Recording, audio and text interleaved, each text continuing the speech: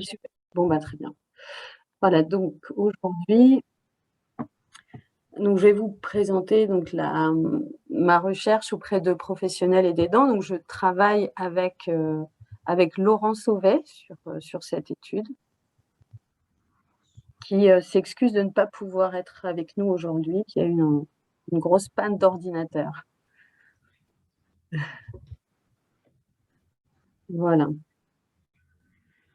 Donc je suis moi rattachée à la fois au centre de ressources et au GAPAS, ainsi qu'à l'université de Paris.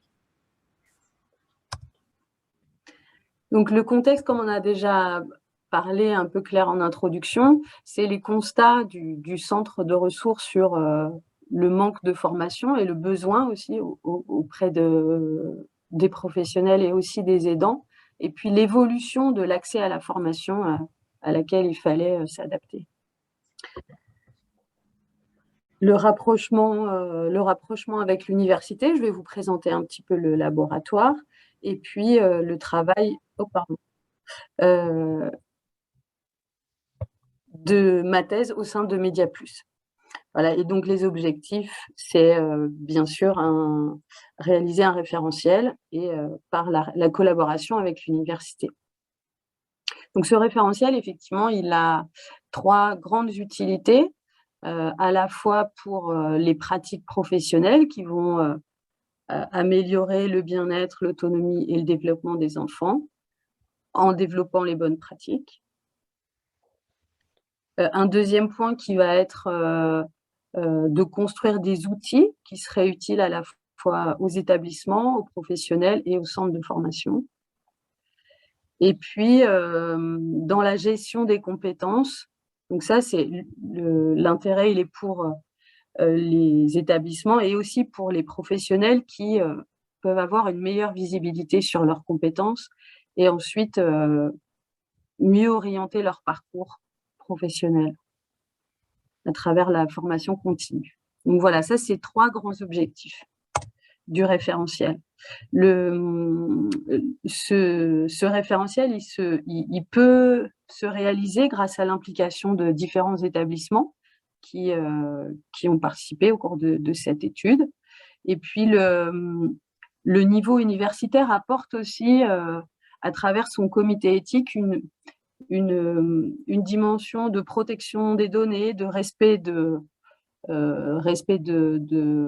l'anonymat, qui donne une grande valeur quand même, et puis confiance aussi aux participants. Donc ça, c'était intéressant pour pouvoir recueillir une parole assez libre. Donc dans la méthodologie, qui est une méthodologie très universitaire, on a une étape avec un recueil de données.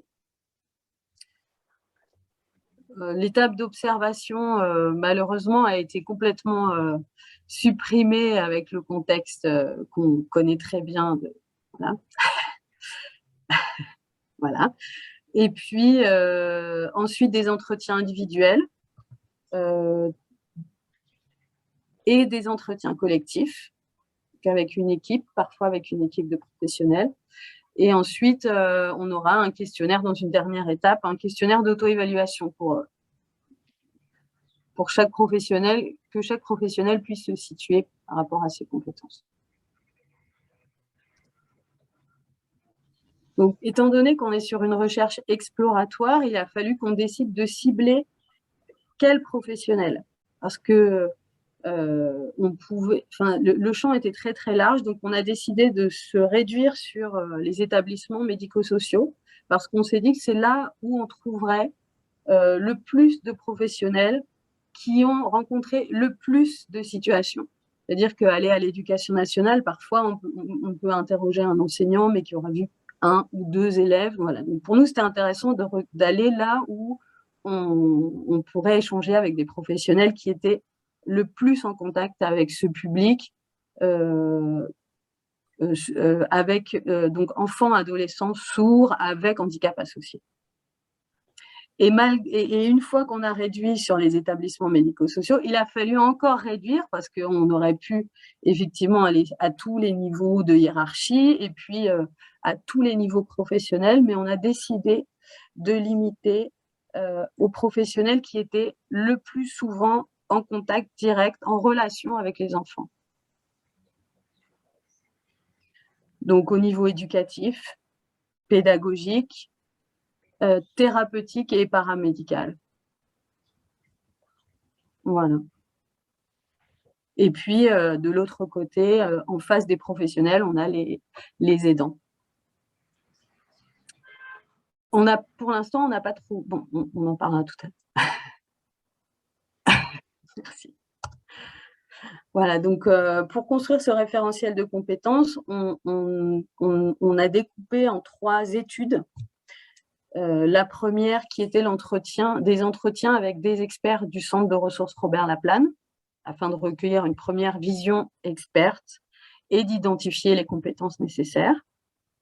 Une deuxième étude auprès de professionnels de terrain et d'aidants, donc les enseignants, paramédicaux, éducateurs, thérapeutes et aidants familiaux, afin de collecter des illustrations concrètes de leur pratique. Et dans un dernier temps, on pourra créer un outil d'évaluation plus formatif, plus d'évaluation. Donc, voilà, ça a débuté en 2020. 2021, on a eu tous les entretiens avec les professionnels. On a encore un souci avec les aidants parce qu'au niveau de l'université, par rapport justement à l'éthique, il y a encore on attend des retours pour une autorisation de recueillir les témoignages de parents. Avec aussi la question il faut vraiment s'assurer avec les parents des conséquences que pourraient avoir ces entretiens. Donc, c'est encore en cours. 2022, à la fin donc, de cette année, là on est déjà en février, mais a priori dans quelques mois, on aura la fin de cette étude. Aujourd'hui, je vais m'axer moi sur l'étude 1, puisque l'analyse des résultats de l'étude 2 est encore en cours, mais je vais vous présenter le référentiel de compétences. Donc, s'il y a des questions, vous n'hésitez pas parce qu'on n'est pas, voilà, on n'est pas nombreux, on a du temps, donc surtout n'hésitez pas, que ce soit pas trop lourd. Je veux bien faire une pause maintenant ou je continue.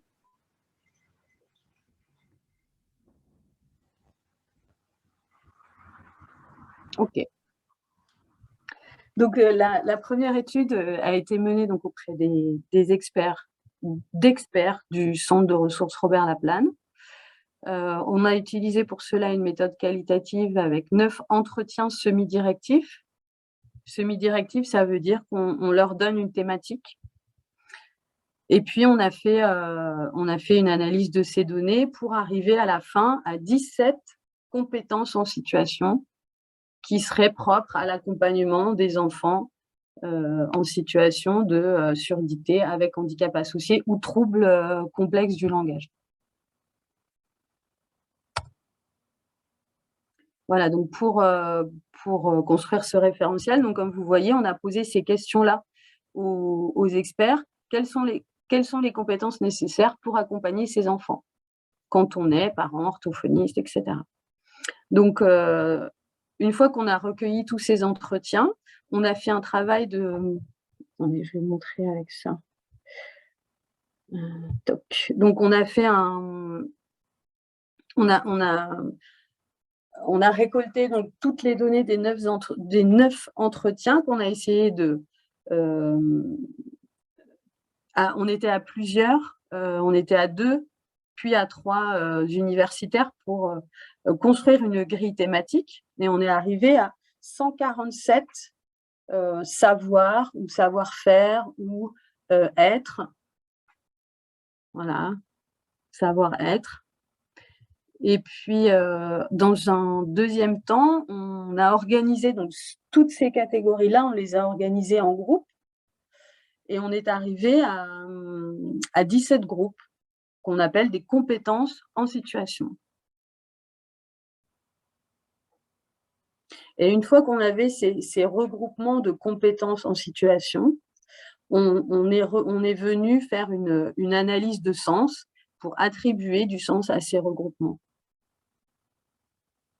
C'est une partie, là c'est, voilà, on pourra revenir sur cette partie méthodologique après s'il y a des questions. Donc ce qu'on a repéré pour produire les catégories, c'est des verbes comme comprendre, être, avoir, capacité, compétence, ou des verbes d'action comme travailler, écouter, observer, ou des savoir-être qui ressortaient. Et quand on avait ces termes-là, assez souvent, on identifiait qu'il y avait une compétence qui était exprimée. Et ensuite, on revérifiait ça à 2 ou à 3 relecteurs pour s'assurer qu'on était d'accord. Et donc voilà, ça c'est ici, donc je vous présente la liste des les 17 compétences en situation dont je vous parlais, qui seraient typiques de l'accompagnement de ces jeunes et de ces adolescents.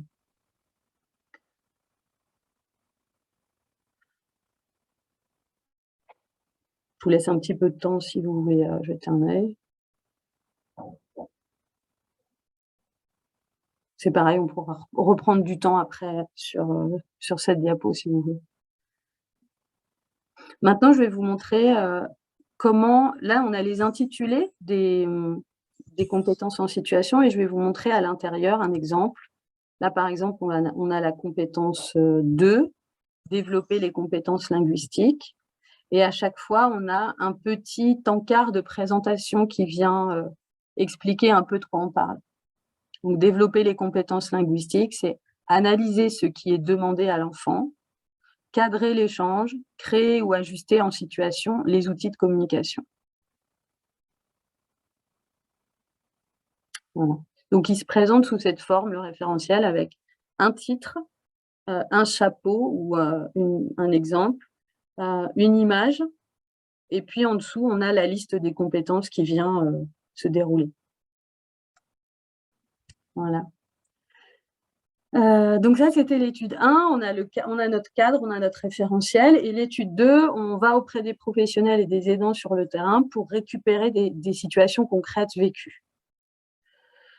Voilà, enseignants, paramédicaux, éducateurs, psychologues, aidants familiaux, et on collecte des illustrations concrètes. Donc pour ça, on est allé donc dans 8 établissements. On n'est pas allé en Outre-mer, on a aussi voyagé par Zoom. On est allé dans 15, enfin voilà, des entretiens avec des professionnels de 15 services différents. Plus de 40 professionnels ont participé et ça représente 32 entretiens individuels. Voilà, donc là, c'est un peu la carte de France des participants. Voilà. Donc, Paul Cézanne à Fougères, Sensoriel, la Persagotière à Nantes, à Bordeaux, à Marseille, au Phare, et puis la Médave, et Ergué et Gabéric. Et c'est grâce au réseau aussi qu'on a pu prendre contact avec ces différents établissements. Donc c'était vraiment très positif. Et donc, pour ces entretiens-là, la formule était un petit peu différente. C'était toujours des entretiens semi-directifs. On demandait de penser à une situation et puis de donner des détails sur le contexte de cette situation, le comportement adopté et les conséquences. Et ça nous permettait, dans une méthodologie qui est une méthodologie des incidents critiques, de comprendre ce qui s'était passé et de voir si on était en face de situations banales, de choses qui avaient bien marché ou pas bien marché, mais tout ça, ça avait de la valeur. Et on présentait ces thèmes-là. On a choisi 10 thèmes qui permettaient à chacun de s'y retrouver, de partir de là où il voulait, et qui étaient assez représentatifs sans être exhaustif, pour pas que ce soit trop lourd, mais qui permettait à chacun d'avoir au moins un point d'accroche. Donc évidemment, voilà, la communication est souvent revenue comme le premier thème, mais pour certains, c'était complètement autre chose. Ou pour d'autres, c'était tellement évident que c'était oublié, tellement c'est quotidien. Mmh. Voilà, donc les enjeux de cette étude, donc ils sont à la fois scientifiques et pratiques. Au niveau de la recherche, le laboratoire, je vous ai dit tout à l'heure, j'allais vous en parler un petit peu, c'est un laboratoire de psychologie et d'ergonomie. En psychologie différentielle, on travaille beaucoup sur les différences individuelles et interindividuelles. Et puis, c'est aussi un laboratoire qui travaille sur les compétences, l'orientation, les parcours professionnels, la santé au travail. Et en ça, cette recherche, elle est très intéressante sur un domaine qui est très peu étudié, des lieux de travail qui sont très peu étudiés. La notion de compétence en situation, c'est aussi un cadre théorique qui va être nourri par cette recherche-là. Et on a développé une méthode qui est à la fois une méthode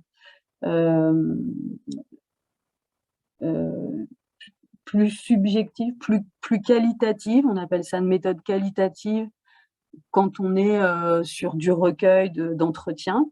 Et puis, on a essayé d'y ajouter quelque chose de plus quantitatif en apportant de l'objectivité avec des phases d'analyse qu'on remettait entre les mains de formules statistiques. Donc, c'est intéressant comme démarche.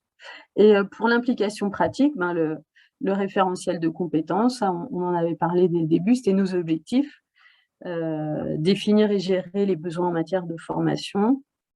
Et puis, on n'en a pas encore parlé, mais contribuer à renforcer les connaissances dans le domaine du handicap rare.